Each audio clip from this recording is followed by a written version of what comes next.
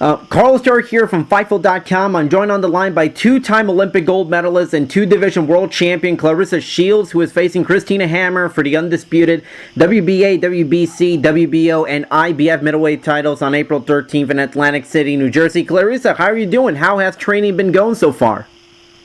I'm good, and you forgot one belt. We're fighting for the ring belt, too. That's right, the inaugural Ring Magazine belt.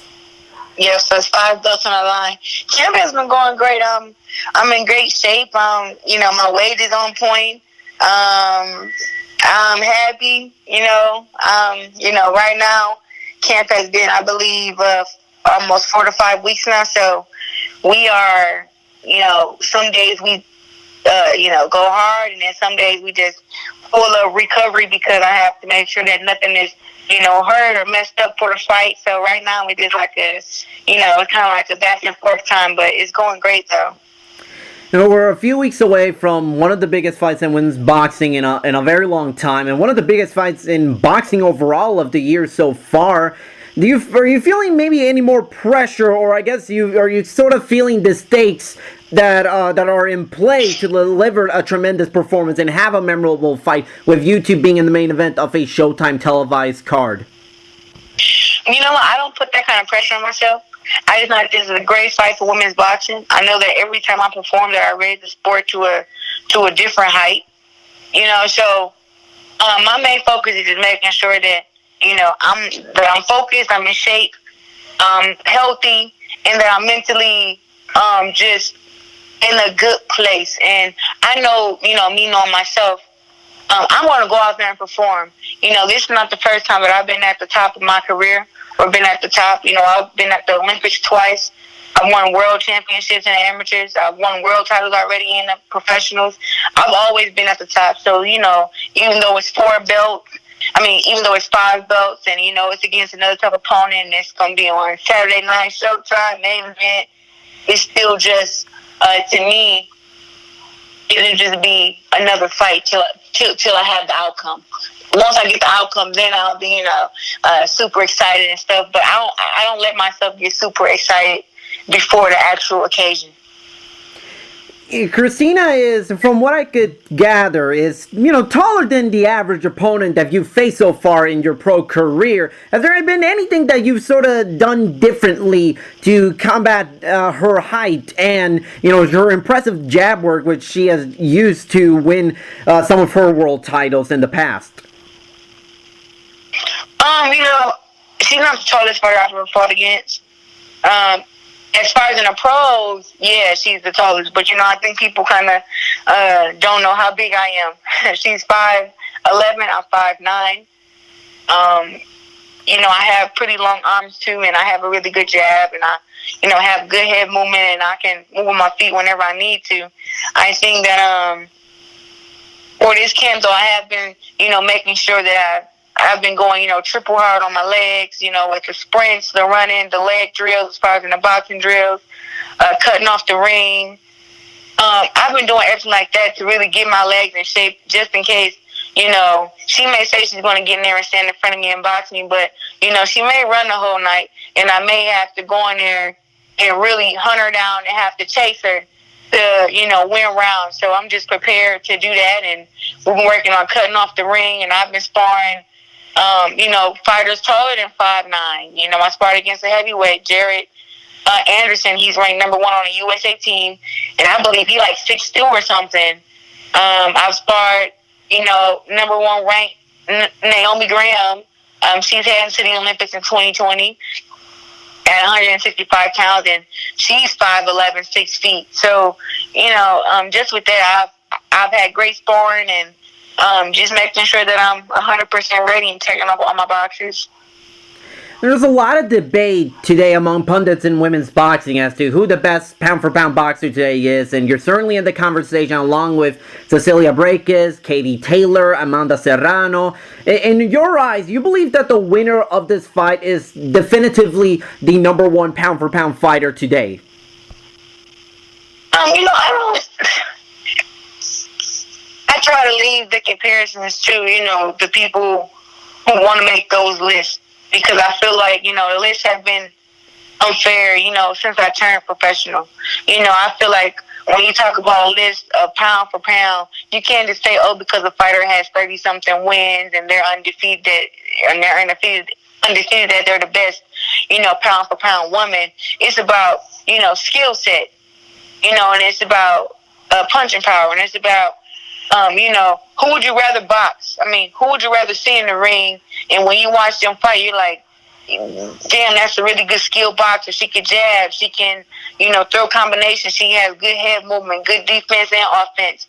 And that's how you, judge a, pound for pound fighter. And I feel like, above all, I feel like my boxing skills are very superb. And I feel like I am the number one on the pound for pound list. And I feel like right after me, when you talk about skill-wise, is Katie Taylor. And then after Katie Taylor, then you can maybe go to, Cindy Serrano, then go to Cecilia Braekhus. And even Michaela Mayer has really good skill set, but because, she hasn't won any belts, people don't like to put her on there. But it's all about the skill set and, how you face and, how you perform against, other fighters who they have on the list. And I feel like, Hannah Gabriels was a very tough opponent, and people just say, oh, she knocked me down. But they have to realize after that, if I didn't have defense, if I didn't have a good jab, if I didn't adjust, she would have kept knocking me down, and I would have lost the fight. But I'm, just you can see how huge my IQ is by just how I continue the fight, how I switched my game plan from the first round to the 10th, and I won every round after the knockdown. And, to do that against an experienced opponent is not just, oh, you're stronger and you're faster than her. I had to make sure I kept my chin down. I had to make sure I kept my jab on. I had to start using feints on her. I had to start going to the body. It was all kind of stuff I had to do to get that victory, and people just say, oh, she went there and she started throwing punches. Like, no, look at the damn fight. Look at the fight. If I wasn't able to, if I wouldn't have started jabbing and started moving my head, she would have knocked me down again and probably got a knockout. Like, I have a very high IQ, and there's a lot of girls, once they get knocked down, the fight is over. They don't know what to do. They don't know how to adjust. And I think that, since I go out there and I can blow girls in the dust and I can beat them so easy, that they don't really want to, look at the skill set that I have. Like they want me to go out there and box around for 10 rounds, and then they'll give me props on how great I could box. But you're probably never going to see that until I have to actually do it. Undisputed championship fights are rare in boxing. What I mean is, champion against champion, not when you have an undisputed champion already and the person has to defend the titles. And regardless of what era we live in, those kinds of fights are rare. And when this fight was announced last year, and then it got scrapped with Christina's medical emergency, admittedly, there was a part of me that was thinking that, the universe, the boxing gods are going to find a way to make sure this fight doesn't happen. Admittedly, I was kind of afraid because I was really looking forward into this fight. Was there a point, before this fight got announced where you kind of thought that this fight might not happen at all for X, Y, and Z reason that's beyond my control? I never thought that. It's always, to me, I try to look at the big picture and not look at the little things in the picture. And to me, she was just a small thing. I was like, okay, we've already been, we already signed our contracts and everything to fight for November 17th. And then, with her illness and everything, they wanted to push it back to December and all this stuff. So, we were willing to push it back to then, but then her doctors came back and said, she couldn't fight till March. And so, the doctors and everybody from the USA flew to Germany. They saw the paperwork. They saw the testings. And, Christina Hammer never was saying she didn't want to fight me. And she actually signed some kind of agreement to where she said that I would be the first person she fought coming back from her sickness. Now, with that, I thought it was some kind of mind game because it was like they thought I wasn't going to fight because she wasn't fighting. And I was like, yeah, right. Get me a match. I've already been in camp 6 weeks, and I have 2 more weeks left. if she doesn't, if she can't show up November 17th, get somebody in there. Get somebody, and that's who I'll fight. So I fought twice. So I understood her coming back and wanting to have a tune-up, even though that's not her agreement. But,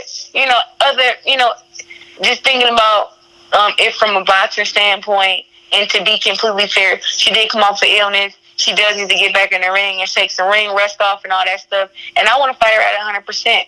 So I just feel like, okay, I'm cool with her doing the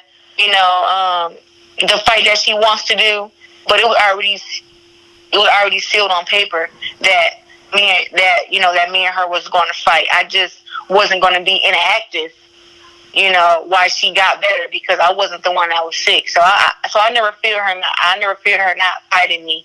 I just didn't know when the fight would come. Honestly, I thought she wanted to buy more time, and she could push it back as much as she wanted. But I think once the WBC vacated, when they vacated her belt and they put it up for grabs, and I was given a chance to fight for it and I won it, I think then that was a wake up call for her. Like, whoa, I can't just, I can't just, not fight her, or, because I'll lose my belts, because everybody knows that the goal was to become, undisputed. So,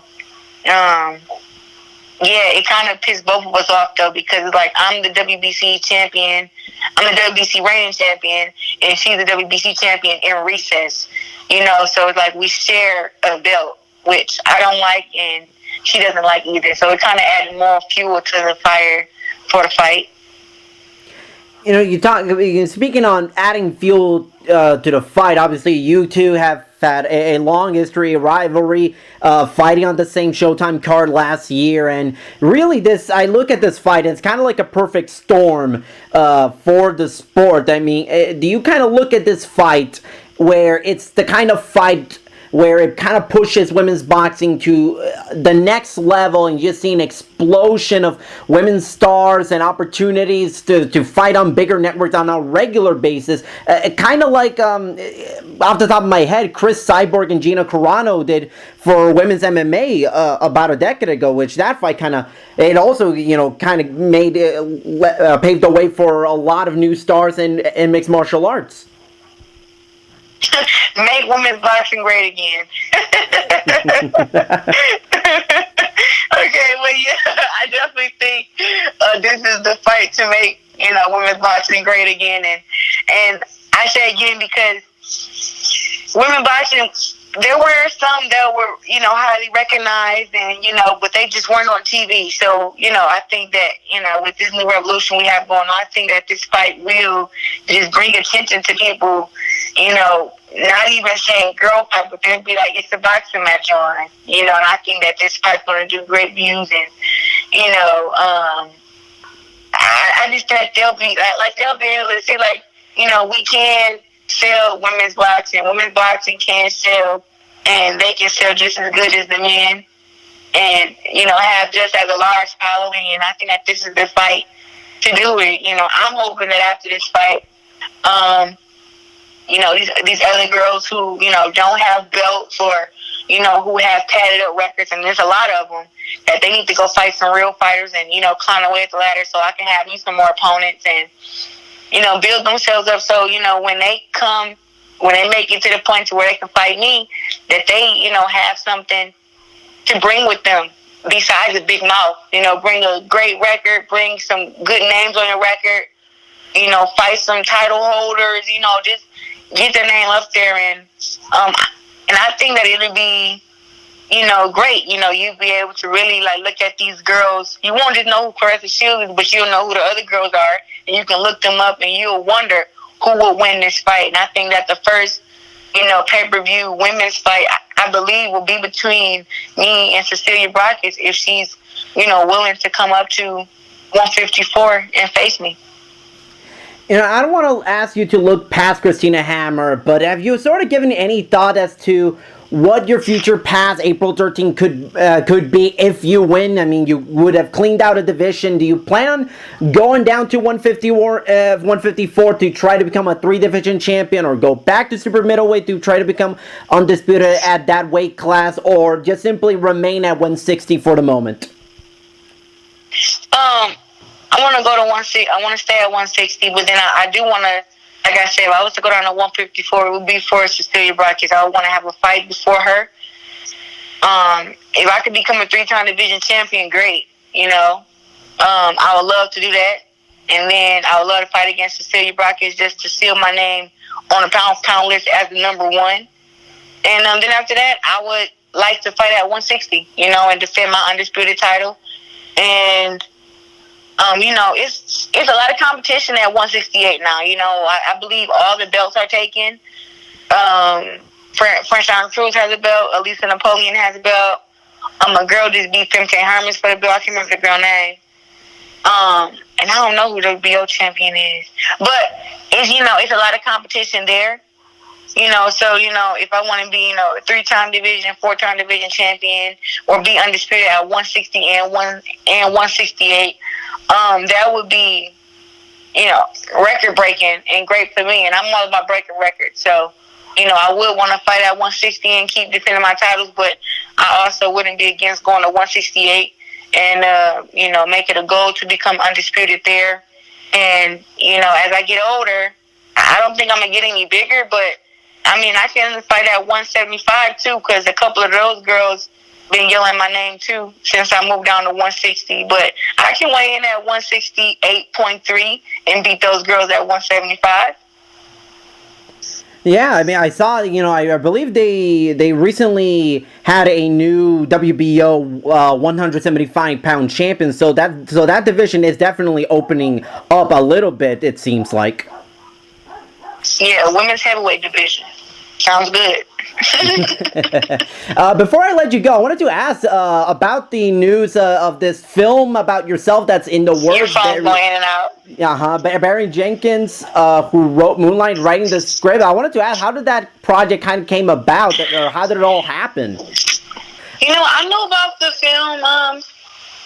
We had Barry Jenkins before. Well, it wasn't Barry Jenkins at first. First, it was just Universal that they hadn't found a writer yet for the story. I knew that they had a couple different options and they were interviewing people. But Universal reached out to me 2016 about doing a story on my life when I was getting ready for my second Olympics. And we just, went back and forth with the contract and all this stuff for about almost a year before we actually got something signed and sealed. And then after we got something signed and sealed, we had picked the winner. They had ended up choosing the writer of my story to be Barry Jenkins after he went through all these testings and all this stuff. And it was before he won the nomination for the Grammy. Was it the Grammy or was the Oscar nomination? It was an Oscar. So it was before then. So we already had chose him to be the person to write my story before that. After, it was kind of like, he was, finishing writing up Moonlight. He had, done so many different things. And, I was just kind of like, we really was, when me and him talk, he asked me, what did I want my story to be? And, he gave me a rundown of what, he was thinking. And I told him, we went back and forth, and I just told him, I think that my story, I don't want people to see it as, a sad story, but see it as a triumph kind of story, as a story that's very inspirational. And, even though I had, some things happen to me as a child, I want them to know, it didn't, make me be a boxer. It didn't, it didn't, make me be a worthless person because of what happened. And I wanted to, show my side outside of boxing, but then also kind of explain my upbringing a little bit more in detail, and not just talking about, the being raped and the being molested, but just talk about, me growing up and, key things that happened to make me have the mindset that I have inside the ring and outside the ring. And I think that a lot of people don't know that. So, we talked about that, and now he's writing the script now because he's finished with all the other things he was doing, and we figured out, that the story would be, of course, the two-time Olympic gold medalist, and then now the world titles, but now we may even be adding the undisputed, fight to the story. But it's like a story that's not really ending right now. It's not ending. After I become undisputed, it's so much more. So I'm trying to figure out what's going to be the ending of the movie right now. But he's actually doing the writing and everything right now.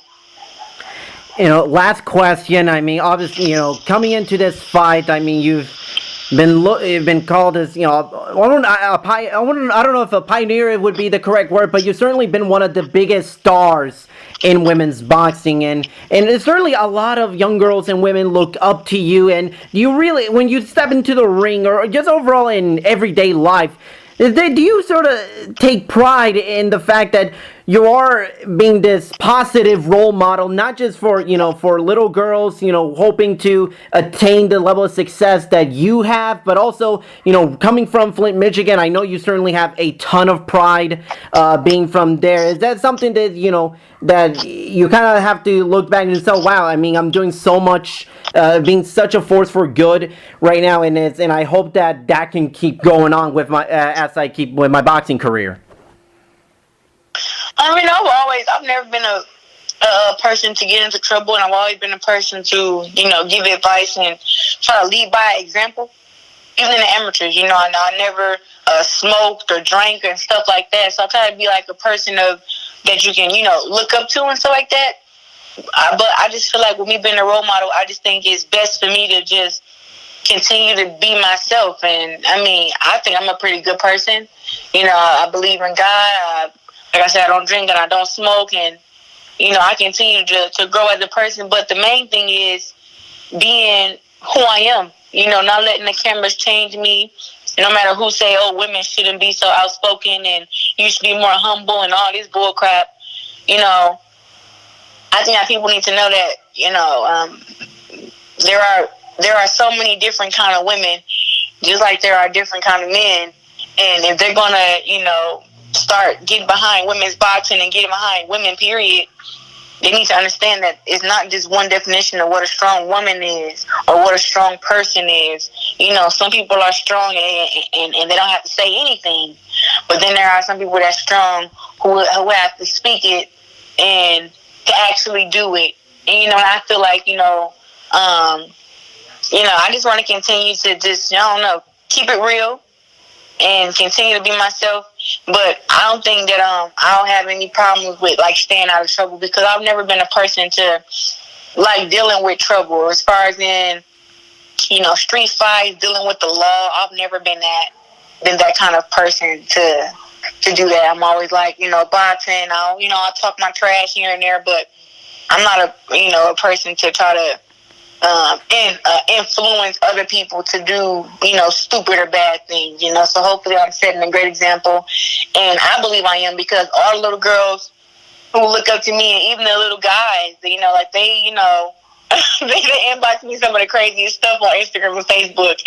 And, I feel like I'm helping them build their character, and how they, and letting them know that it's okay to be different, especially for a woman to be, for a girl to be outspoken and say she want to knock somebody out and say she want to beat somebody up, that she doesn't feel embarrassed about it because of her gender. If you're a boxer, you should be able to say stuff like that. If you're a basketball player, girl, whatever, you should be able to say that you like dunking or that you want to dunk. It shouldn't be a forbidden language just because of gender. It's all about sports. That's it. If it's a sport, you can be outspoken, quiet, as long as you're being you. I think everybody should be comfortable. So that's the kind of example I want to set, and I think everybody see that. Claressa, thank you so much for taking time to talk to me. Best of luck on April 13 with the undisputed middleweight champion of the world. Again, thank you so much, and looking forward to seeing you in the ring on April 13th. Thank you. I appreciate that.